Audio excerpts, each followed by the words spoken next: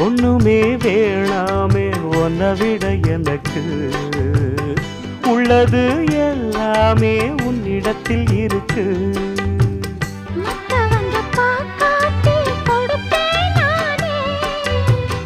இப்ப இங்க ஆடேது ரகசியம்தானே.